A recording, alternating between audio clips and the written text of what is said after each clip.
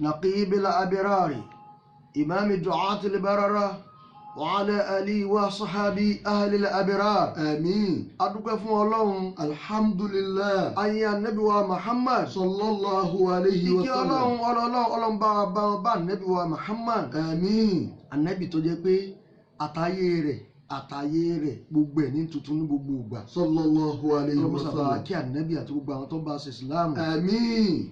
ètò yìí náà ni amúwá tí iléeṣẹ́ wa Al-Haq Year Travels and Tour tí wọ́n solùgbọ̀wọ́ rẹ̀ lábẹ́ aláṣẹ wa àgbà alhaja wa Rizkiya Ayọ̀ ìyá náà ọlọ́mọdójú tí wọ́n láéláé. آمين. àwọn là ń ṣètò bó ni umura àtàhájì nílé iṣẹ́ wa. والله. dákun má jẹ́ ọpẹ́ tó fi wá darapọ̀ mọ́ wa.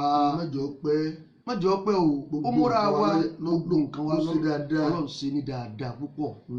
ilé tó gbé ní Madina. fúndùkù tó gbé ní Mẹ́kà àti Madina ayọ̀ ni ìrọ̀rùn ni. kọ́dà ẹlòmíì gan bó bá yọjú lójú wíńdò yóò máa wo Kaaba lọ́kọ̀ọ̀kan báyìí. Madina haram anabi náà ńkọ́ yóò máa yọjú báyìí. ọ sọ̀kalẹ̀ ọ máa lọ sí haram anabi ní Madina ni. sallallahu alaihi bẹ́ẹ̀ ni mo wà wasallam. sọ láti wa bó la ti ń gbéyàn láti ibìkan sí ibìkan pẹ̀lú mọ́tò tí rọrùn tó bá dé tí ò nínira rárá ìrọ̀rùn ní gbogbo ẹ̀ iléeṣẹ́ wa là ti ń ṣe. iléeṣẹ́ wa wà ní Murtala Way opposite UBA ní challenge bàbá ti débẹ̀ kásà béèrè Al-Haq Year Travels and Tour pẹ̀lú ògùn tọ́lọ́ à ń bẹ̀ ní 24/7. ọlọ́run afanẹ́bí àfibẹ̀wọ̀ ọlọ́run àfi gbogbo àwọn àgbàlagbà iléeṣẹ́ náà má jẹ́ ó bàjẹ́ láéláé. àmín. ọ̀rọ̀ títọ́ ọlọ́run ní iléeṣẹ́ náà gbé kalẹ̀ pé nu Ramadan yìí láti bí Ramadan ti bẹ̀rẹ̀ tó fi débi tó dé yìí ká máa gbọ́rọ̀ ọlọ́run ká máa ṣe rere lára ànábì. ìyá wa náà ọlọ́mọdé ọba àti gbogbo òṣìṣẹ́ Al-Haq lápapọ̀ ọlọ́mọsàbà mójútó gbèjì ayé wọn. àmín. la hawla ولا قوة إلا بالله العلي العظيم. أنت في مما تتواسي يلاتي الشيخ عالمي شيخ والله يعصمك من الناس لا تخاف دركا ولا تخشى ولا حول ولا قوة إلا بالله العلي العظيم. وما الشيخ آدم عبد الله الإلوري رحمه الله بابا جيجي ربا صالحكم تتانا ربا صالحكم كيو بابا وشيخ محمد كمال الدين الأدبي alájí àgbà ربا صالحكم كيو آمين يا الله. bàbá wa lágbàjì ọlọ́mọba àṣàlékún kẹwọn bàbá alágbàrẹ̀rẹ̀ ọlọ́mọba àṣàlékún kẹwọn bàbá anísọ́rọ́ ọlọ́mọba àṣàlékún kẹwọn gbogbo àwọn ẹni ọlọ́run pátápátá ọlọ́mọba àṣàlékún kẹwọn báwa kẹwọn. àwọn tí wọ́n dilé mọ́ àwọn tí wọ́n já máa lẹ̀kùn káàkiri tí wọ́n fi mímọ́ àwọn tó fi tún tiwa ṣe ọbẹ̀ láti rí bàbá mudirul markaz adamallahu hayatahu maulana sheikh muhammad habibullah adam abdallah al-Ilori adamallahu hayatahu babalagege adamallahu hayatahu wọ́bẹ̀ hayatahu sọ́kìrì ìlòyí sẹ̀lẹ̀ ilmi wal majd ọlọ́mọsà járí bàbá pẹ́ àti gbogbo àwọn kúlẹ̀ fáwọn lágbàjì ní mọ̀síngbá ní sóró lágbàrẹ̀rẹ̀ ní gbogbo ayé àwọn ẹni ọlọ́run bá mójútó ìgbésí ayé wọn àtàyé wọn má jẹ́ nǹkan kan bàjẹ́ la hawla wala quwwata illa billahi al-aliyyil azim. a kí gbogbo mùmínì àti mùsùlùmí ipe akó àbájá àtìní akíwa o akiwa ó di 22 lẹ́nu. àwọn kan bẹ nínú àwọn ẹrúsìn ọlọ́run gbogbo tí ayé wọn fi dáa tí ó rọrùn tọ́lọ́wọ́ máa fi gbàdúrà wọn ni wọ́n ti bẹ̀rẹ̀ sí ní mú látijọ́ táwọn ti di 21. gẹ́gẹ́ bá nẹ́bí ti júwe fún wa ìpele látọ̀lọ̀ kọ́dírì ẹ wá sí 21 23 25 27 29 ọlọ́run afàsìkò yìí àfi bẹ̀wọ̀ ọlọ́run àfi gbogbo ojú tọ́lọ̀ ń yọ́nú sí àfi bẹ̀wọ̀ ọlọ́run gbogbo ntẹ́nu kọ̀ọ̀kan wá fi ń súnmọ́ ọlọ́run bẹ́ẹ̀ ọlọ́mọsá gbà lẹ́sìn fún wa. àmín. òun náà ni pé a gbọ́dọ̀ wo òye sí bó lọ́lọ́run ti ṣàánú àwa mùmíní pẹ̀lú ànẹ́bì tọ́lọ̀ ń gbé dìde láàrin wa. tó fi wá júwe pé ọ̀dà mẹ́wàá kan ń bẹ nínú Ramadan mẹ́wàá gbẹ̀yìn ni bí yẹn bá ṣe rí rẹ́ bẹ́ẹ̀ rí rẹ́ wọn ò ní dérí ibú mọ́ láéláé.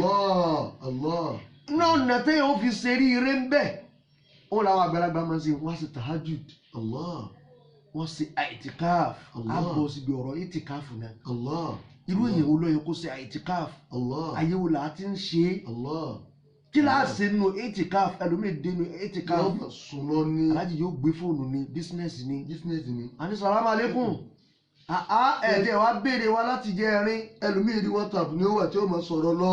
ẹ̀ẹ́dẹ̀ wa béèrè wa láti jẹ ẹrin. àtòríyìn abọ́lé kálúwà láti bí àbùwà nílé kálúwà ajújálúwà alẹ́ àbùwà nínú itikaf nítorí káyé yóò lè dá. ta ń bì ọ́ ta ló bí ọ. ìwọ gẹ́sáyè rẹ ti dá. Allah. ta ló fi dá ọ náà lójú pé 100% ayé rẹ ti dá. Allah. Allah. má ṣe bẹ́ẹ̀ Allah. má ṣe bẹ́ẹ̀ má ṣe Allah. bẹ́ẹ̀. Allah. gbogbo tó bá ti jẹ́ tọ́lọ́hún a máa ṣe baynaka wa bayna rabbik. Allah. Baynak wa bayna rabbik. Allah. láàrin rẹ àtọ́ba tó dọ̀ ni. Allah. tó bá ti di pé kárí mi ti wọ́ kálukú ti ń sọ pé ẹ gbọ́ pé aláàjì ìpè kí ni wọ́n ti wọ́n lé tìkáàfù láti jọ wò aláàjì wọ́n ṣàtúnṣe ní sí ń bẹ̀ ni bọ́lọ̀ ń bá tiẹ̀ sí bẹ̀ fún ọ tọ́lọ̀ fi àṣẹ fún ọ bẹ́ẹ̀ wọ́n wí jáde jọ wà láàrin wa àtọ́ba rẹ. Allah. Allah. irú èèyàn wo lọ́yọ̀ kọ́ wà ní ìtìkáàfù irú sẹ́wọ̀n láti ní ìtìkáàfù. Allah. ẹlòmíì dé ìtìkáàfù tán WhatsApp ni bẹ́ẹ̀ni Instagram ni bẹ́ẹ̀ni Facebook ni Messenger ni gbogbo social media tá a máa ń media lò. ló wà lórí ẹ̀. Allah. gbogbo téèyàn fi ń bá ẹni sọ̀rọ̀ ló wà lórí rẹ̀. Allah. atúnikọ́dọ̀ òun ní kankan tágò ni bóun bá ti fi pèèyàn báyìí wọ́n máa ló ń tọ̀hún lórí fídíò kọ̀ ni. Allah. Allah. àtúnwá pẹ̀lú mi lérí fídíò kọ̀ àníṣe ẹ̀rí mọ́sálásí tá a wà yìí. à ń bẹ lọ́n bẹ́ẹ̀ ni. à ń bẹ ọlọ́run bẹ́ẹ̀ ni gbogbo tí ń jáyé là ń sin bẹ̀ lọ. ta ló bí ọ. mílíkì odidi kan náà fún wa tá a fi ń sinú. ta ló bí ọ. bẹ́ẹ̀ àdìbẹ́. àmẹ́lẹ́ yìí tá a fẹ́ sọ fúnra lẹ́ni nínú téèyàn fi ń ṣeré rẹ nínú àsìkò tá a wà yìí tá a mọ̀ sí Laylatul Qadri òun ni zikirullahi gidha'ul arwahi wa qutul qulubi. Allah. zikirullahi gidha'ul arwahi wa qutul qulubi. Allah. ìrántí ọlọ́run ala bi zikrillahi ìrántí ọlọ́run pẹ̀lú ìrántí ọlọ́run yóò máa jẹ́ gidha'ul arwahi. oúnjẹ ẹ̀mí ni yóò máa jẹ́. gbogbo ẹni tí bá rántí ọlọ́run púpọ̀ ẹ̀mí rẹ̀ yóò fúyẹ́ yóò wà flexible ọkàn yóò wà gọ́líbù bẹ́ẹ̀ ni kò ní jẹ́ kẹ́mi rẹ̀ ó le ẹ̀mí rẹ̀ ò ní le bẹ́ẹ̀ bá ṣẹ̀ yóò tètè sọ fún yóò yín sì tán náà ẹ̀mí rẹ̀ ó mọ́ ni gbogbo tí ń jẹ́ dọ̀tí ayé karabani ayé irọ́ jàmbá gbogbo téèyàn máa fi tí máa ń dọ̀tí ẹ̀mí kò ní sí pẹ̀lú ẹ̀. ó náà ló fi jẹ́ pé zikirullahi gidha'ul arwahi oúnjẹ ẹ̀mí ni oúnjẹ fún àwọn ẹ̀mí ni ó jẹ́. wa qutul qulubi oúnjẹ fọ́kàn ni ó tún jẹ́. torí pé oúnjẹ ẹ̀mí àti oúnjẹ ọkàn méjèèjì gbọdọ̀ rìn tẹ̀léra wọn. bọ́kàn bá ti dọ̀tí ẹ̀mí ó dọ̀tí. bí ẹ̀mí bá dọ̀tí ọkàn náà dọ̀tí. idha salahatil arwahu salahatil qulubu. bí ọkàn àwọn ẹ̀mí bá ti mọ́ tó dá alukulu salahatil qulubu gbogbo tí ń jẹ́ ọkàn náà mọ́ pẹ̀lú ẹ̀. àmọ́ bó bá ti idha fasadatil arwahu tó yọ bá ti jẹ́ pé gbogbo tí ń jẹ́ ẹ̀mí bá ti dọ̀tí ọkàn náà dọ̀tí pẹ̀lú rẹ̀. fasadatil qulub ọkàn náà dọ̀tí pẹ̀lú ẹ̀ yóò bàjẹ́ pẹ̀lú ẹ̀. ní ọlọ́run bá fi bá wa sọ̀rọ̀ ba'da a'udhu billahi minash shaitani rajim bismillahi rahmani rahim ala bi dhikrillahi tatma'innul qulub. gbogbo ọlọ́run ní ẹjẹ́ ń ṣàlàyé fún yín lẹ́nu ànábì ànábì ń ṣàlàyé fún wa gẹ́gẹ́ bí tó wá látọ̀dọ̀ ọba rẹ̀ ipe alẹ́ gbogbo ẹni tó létí inú kó gbọ́ gbogbo ẹni tó fẹ́ fi ọkàn rẹ̀ ṣeré kó gbọ́ gbogbo ẹni tó fẹ́ kọ́kàn rẹ̀ àtẹ̀mí rẹ̀ kó rìn papọ̀ lérí ire kó gbọ́. alẹ́ bí díkìrì alẹ́ ẹ tẹ́tí ẹ gbọ́ ọ̀rọ̀ tọ́lọ́run sọ fún mi tó ní kí n sọ fẹ́yìn àlèhùnmọ́ mi pé bìdíkìrì lẹ́yìn pẹ̀lú ìrántí ọlọ́run tatma'innul qulubi lọ́kàn ó fi ní fọkànbalẹ̀. Allah. ìrántí ọlọ́run ní dòkó sínú ẹ̀mí ẹnìkan àbọ́kọ̀ ẹnìkan kó máa gbọ̀n káàkiri. Allah kò ní gbọ̀n kò ní káàkiri. gbọ̀n káàkiri ọlọ́run gba fúnra rẹ̀ gan ni ó fẹ̀mí rẹ̀ balẹ̀. Allah ìtìmí náà nìní Allah yóò wá látọ̀dọ̀ ọba rẹ̀ ni. Allah kọ́dà kò ní kọ́dà security Allah àìníbẹ̀rẹ̀ ọlọ́run tó jòkó lẹ́mìí wa là ń kó security káàkiri. Allah security níwájú ọlọ́run. Allah security ọlọ́run nìkan ló dáa jù. Allah tó yẹ pé bọ́lọ̀ ń bá ti fún ẹ̀dá rẹ̀ ọ̀yá mo fún ọ inú rẹ̀ kọ̀ọ̀kan máa dùn bí ọba sùn oorun rọrùn ni ó sùn Allah tí ọba jí lérí ìfọ̀kànbalẹ̀ ni ó jí sí. Allah àlá bí zikiri lẹ́yìn tatma'innul qulub pẹ̀lú ìrántí ọlọ́run ní gbogbo ọkàn gbogbo ẹ̀mí gbogbo ọkàn tọ́lọ́run fi sára ẹ̀dá yóò sì máa balẹ̀ nígbà tó ti jẹ́ ọlọ́run ní pé tó ti jẹ́ pé ọlọ́run pẹ̀lú pé tọ́lọ́run ní kí n fi ìrántí rẹ̀ sọ́kàn èmi mùmíní bí ìrántí òun bá ti jòkó lọ́kàn rẹ̀ tó jòkó lẹ́mìí rẹ̀ ọkàn rẹ̀ ó balẹ̀ ni. Allah ọlọ́run tó ń sọ fún wa níbi kan pé ya ayyuhalladhina amanu. ọlọ́run ní mo pè ní tó gbọ́ tó gbà tó rẹ́ni àwọn kan gbọ́ wọn ò gbà. Allah Allah àwọn kan gbà àbẹ́mi wọn ò gbà. Allah ẹni tó gbọ́ tó gbà tẹ́mi rẹ̀ gbà òun ni mùmíní. ọlọ́run ní mo pè yín tẹ́ ẹ gbà mí gbọ́ lódodo níwájú yín lẹ́yìn yín lọ́tún yín lósì yín lókè yín nílẹ̀ yín nírè yín nílìlọ bíbọ̀ yín. ọlọ́run níbẹ̀ ti gbà mí nì ẹ̀yin lẹ́yìn tẹ́ ẹ gbà mí gbọ́ ẹ gbà pé bójú o bá sú èmi ọlọ́run ní kọ́rọ̀ ìfisábẹ́ ẹnìkan àṣẹ ni kò sí lọ́wọ́ ẹnìkan ọwọ́ mi èmi ọlọ́run lọ́wọ́. Uzkurullah ẹ máa rántí ọlọ́run ọba. Dhikran kathiran. Dhikran kathiran ní ìrántí tó pọ̀ ọmọ ìgbà tó fi rántí ìyàwó rẹ̀ lójúmọ́ ni. Allah tí bó ti rántí ọlọ́run bẹ́ẹ̀ rẹ̀ nù. Allah ọmọ ìgbà tó fi rántí bísínẹ́sì rẹ̀ lójúmọ́ ni. Allah bí kọ́ọ̀lù bá wọlé fẹ́ lómi. a ní láti bo sálátì èkó ni kílẹ̀ lọ́wọ́ bísínẹ́sì ni sẹ́wọ́n tún kó dé sọ́ọ́ ti dé gèrè ní mi ni. ẹlòmíì ní hypertension látara pé ẹrù tí ń retí láti lọ ìbò tí ètí ìdè. pé ìbọ̀lẹ̀ ló ṣípò ìbọ̀lẹ̀ ló dé. síbò tí ń rántí dúkìá rẹ̀ hùn síbẹ̀ lọ́kàn rántí ọlọ́run bẹ́ẹ̀. ọlọ́run pa wá láṣẹ lára nẹ́bì pé uzkurullaha wà nẹ́bì sọ fún wọn tí wọ́n bá fẹ́ rí ire nínú Laylatul Qadri wọ́n bá fẹ́ ṣe rí ire nínú oṣù Ramadan tó bá fẹ́ gba oore nínú gbogbo ọjọ́ wọn àsìkò wọn àtòṣù wọn àtọdún wọn uzkurullaha ẹ máa rántí ọlọ́run ọba tó dá yín ní dhikran kathiran ní ìrántí tó pọ̀ ìrántí tẹ̀ ní fún yẹn ní ibi tiẹ̀ ẹlòmíì gbé ọlọ́run kalẹ̀ ní ìrántí àmọ́ bó bá rántí dúkìá ayé àti àdáhàrà yóò fúnra rẹ̀ ní wákàtí mẹ́wàá bí ó bá rántí ọlọ́run ìṣẹ́jú mẹ́wàá ní òfin. La ilaha illallah irú ń tọ̀ ń lọ sí lóhun wà nìjẹ́ náà. yóò sì lóhun wà nìjẹ́ náà. ọba tó ní ọ̀rán tí òun ọ̀pàṣẹ ni. yóò sọ lẹ́nu mi yóò ní ọmọ náà lélẹ́yìí. irú wọn sì máa sọ bẹ́ẹ̀. ẹnìkan ọ̀tí ẹ̀ gbọ́dọ̀ pẹ́ nìkan lọ́mọ náà. La ilaha illallah. igbe ọmọ náà lẹ́nìkan kò sẹ́ni tọ́lọ̀ ń fún ní ìyọ̀dá rẹ̀. Allah. kálukú ń ṣe sọ́dọ̀ rẹ̀ ni. Allah. ìdánilójú pé ọlọ́run ti gbà kó fún èèyàn kankan ẹ máa ṣe lọ ní. Allah. ẹ máa sinmi lọ ní ló fi jẹ́ pé kò sásìkò gbà kan tọ́lọ̀ ń fún èèyàn kan ní àdéhùn àbí tọ́pàṣẹ fún pé tọ́ bá ti sinmi ọlọ́run nígbà báyìí. Allah. dáadó nígbà báyìí ó ní dáadó. Allah. torí pé. máa dùn tàfin hayat. Allah. ní gbogbo ìgbà tó bá ti wà láyé ọ máa ṣe lọ ní. Allah. ọ máa ṣe lọ ní. Allah. torí pé ọba ni ọba òun ló pàṣẹ fún ọ pé ọyá lọ ayé láti sinmi ni kì í sí pé láti sin nǹkan kan. Allah. ọkọ tó fún wa tó fún wa l'opportunity pé وابتغ فيما آتاك الله دار الآخرة ولا تنسى نصيبك من الدنيا. الله.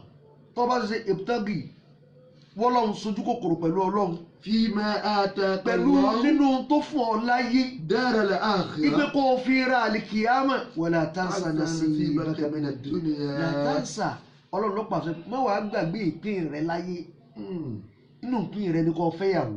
Allah. inú ìpín rẹ ni kò wá bí wọ́n ti jẹ. nínú ìpín rẹ ni kó wáṣẹ́ nínú ìpín rẹ ni kó kàwé nínú ìpín rẹ ni kó kéwú nínú ìpín rẹ ni kó mú certificate CV rẹ kó fi wáṣẹ́ láti máa bọ́ fámìlì rẹ inú ìpín rẹ ni kó ní muwasalat tí ó máa gbé ọdún ibi tó ń lọ nírọ̀rùn má gbàgbé ìpín rẹ abúmọ́ ti lè kọ́ má gbàgbé ìpín rẹ ní rántí tó fi síwájú pé ṣètè sojú kòkòrò tòtè fi ń tọ́lọ̀ ń fún ọ láyé láti fi wá àlìkìyámà láti fi ra àlìkìyámà nínú tó lè fi ra àlìkìyámà wọn náà ni pé zikirullahi jiza'ul arwahi wa qutul qulub ìrántí ọlọ́run jẹ́ ó pọ̀ jẹ́ ó pọ̀ má jẹ́ ó jẹ́ pé ìrántí ọlọ́run ni ó ṣe nígbà kan ó tún fi lẹ́gbà kan ẹlòmíì á máa tanra rẹ̀ bẹ́ẹ̀ lómi bá mú tẹ̀sùbá lọ́wọ́ inú Ramadan nìkan ni. Yóò tún máa kà lásán. Mo fi ṣàpèjúwe ni o àwọn kan bẹ́ẹ̀ wọ́n lo tẹ̀sùbá ọkàn ni wọ́n máa fi ka gbogbo tí wọ́n ń kà. torí ẹlòmíì fi tẹ̀sùbá sí kárí mi. ẹlòmíì fi sí kárí mi ní kọ́ni la ilaha illallah ṣéwù. tọ́wọ́tọ́ dé àárín ìtajà la ilaha illallah. Muhammadu Rasulullah sallallahu alayhi wa sallam láàrin ta àwọn yóò máa bọ ṣéwù àwọn nu bàbá ọ má jù orí bẹ́ẹ̀ má ṣe nítorí ayé tó bá sì tẹ̀sùbá náà ibtaghi fima atakallahu daral akhirah tẹ̀sùbá rẹ̀ jẹ́ pé nítorí pé ṣíṣe tó ń ṣe nírántí Ọlọ́run láti fi ra alikiyama tí ó padà dé ni. La tansa nasibaka mina dunya. Wala tansa nasibaka mina dunya. Ìgbà ọmọ gbàgbé ìpín rẹ̀ òun ni kí wọn náà káfọ́ ọmọ ṣiṣẹ́. Torí ẹlòmíì máa ń sí àfa mi gbọ́. Ẹnìkan bá fa kan àfa àwọn wá ń ṣe ìṣiṣẹ́ ọwọ́. Ṣé bá fa ní kílẹ̀ tún ṣiṣẹ́ ọwọ́ sí? La tansa nasibaka mina dunya. Kí sí gbogbo wa ládùúníṣẹ́ dáwà kí sí gbogbo wa ládẹ́ dáyà àwọn kan bẹ wọn ní jẹ́ dáyà àmọ́ tí ń ṣe nínú ayé ojú tẹlómi tí ń ṣe wá sí lọ níbi iṣẹ́ rẹ̀ tí ń ṣe ni yóò ṣe àmánà látara àmánà ni ẹlòmíì ó gba ìsìlámù lára rẹ̀ àní mo gbé iṣẹ́ fún lágbájá ó sì ṣe dáadáa bí mo ti fẹ́ látara àmánà àṣìbáyìí làwọn mùsùlùmí rí dáadáa àṣìbáyìí làwọn àfáà rí dáadáa àṣìbáyìí ní ìsìlámù dáadáa yóò kàn wá ní pé láti nílò aslam ti lọ́rọ̀ bẹ̀rẹ̀ alamin èmi náà dúpá ju sẹ́lẹ̀ fọba mi fọba tó dá gbogbo àgbáláyé àṣetọ́ bá wá rí bẹ́ẹ̀ zikirullahi gizawul arwahi wa qutul qulubi bí ìrántí Ọlọ́run bá jòkó sẹ́mi dáadáa lànàbí wa fi ń pa wá láṣẹ lẹ́nu rẹ̀ àti ntọ́gbà wá látọ̀dọ̀ ọba rẹ̀ ipe uzkurullaha Ọlọ́run ní ẹ máa ànábì ní ẹ máa rántí Ọlọ́run dhikran kathira ní gbogbo ìgbà ní gbogbo àsìkò ní gbogbo wákàtí ní gbogbo ọjọ́ ní gbogbo tẹ́ ẹ bá ti ń bẹ láyé ìrántí Ọlọ́run yín ẹ jẹ́ ó pọ̀. wasabbihuhu bukratan wa asila la ilaha illallah wasabbihuhu ẹ tún máa wá ṣe àfọmọ́ Ọlọ́run òun làwọn kan bá débi kí tó bá wà ní itikaf ẹlòmíì ọmọ Kùránì ká kò má ká kò sì mọ bí wọ́n ti ń kà àmọ́ ọ̀dàlí bá tá a sá kọ̀ọ̀kan mọ̀ yóò wá wò pé kàkà tó fi gbé Kùránì tó máa ṣe pé torí rubba qari'il Qur'an wal Qur'an yal'anu alayhi mélòó ẹni tí ń ka Kùránì bí tí rò pé òun ka Kùránì pẹ̀lú ládàá Kùránì sì ń ṣépè fún ẹlòmíì láàánú ni ó fi ka gbogbo Kùránì rẹ̀ yọ àti ibi tó ti yẹ kó famọ́ dù àti ibi tó ti yẹ kó má famọ́ dù yóò mọ dàpọ̀ ni yóò wá da sígbà tí yẹn bá da àgbàdo sínú ẹ̀rọ bí ó ti wọ́n ti kọ̀ọ̀kan